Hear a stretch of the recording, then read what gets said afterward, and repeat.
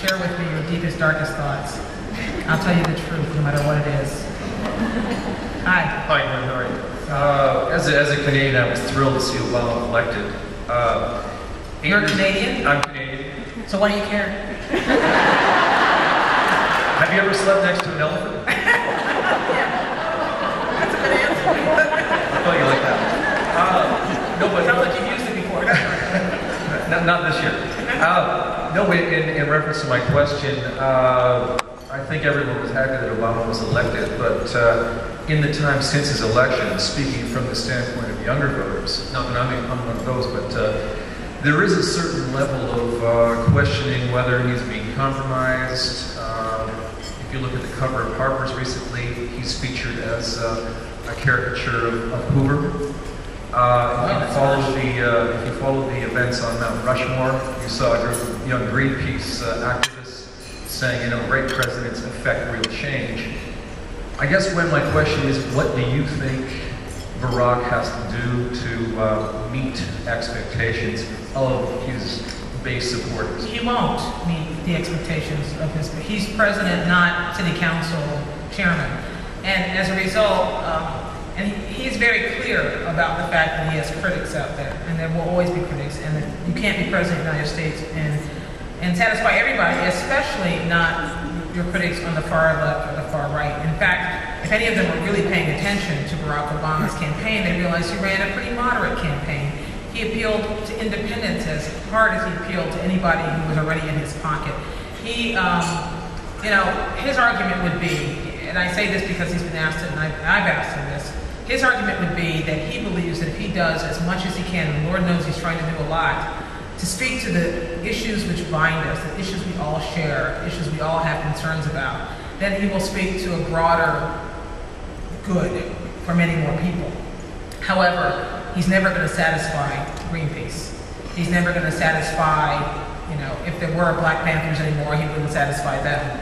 There will always be critics, and I think any true leader is going to get critics, but this is a president who is determined, I believe, to govern as much from the middle as from the left or the right. So there are always going to be unhappy people. Whether disillusion is another question. Hi.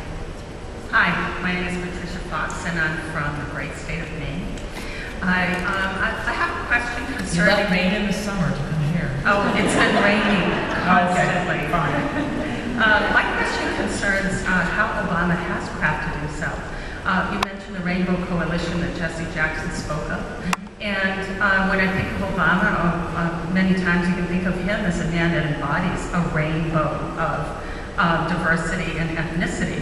But he chose to craft himself as an African American primarily, although it was not a secret.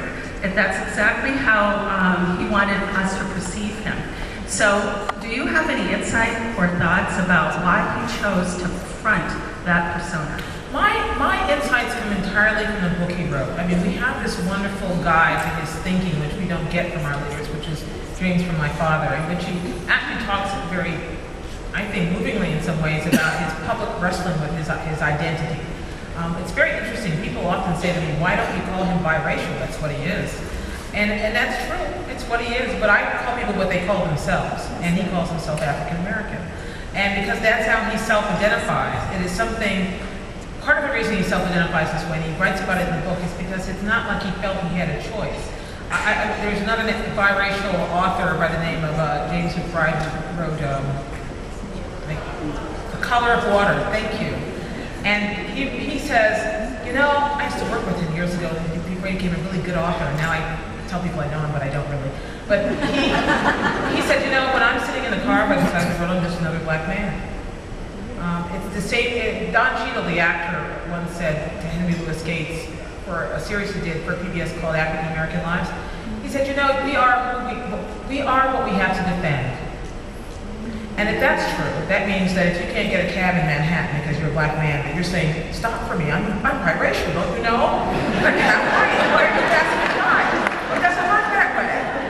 And I've heard Barack Obama make that taxi cab crack. So I think he decided at a very early age who he was going to be, but then went on to say, but it's not all of who I am.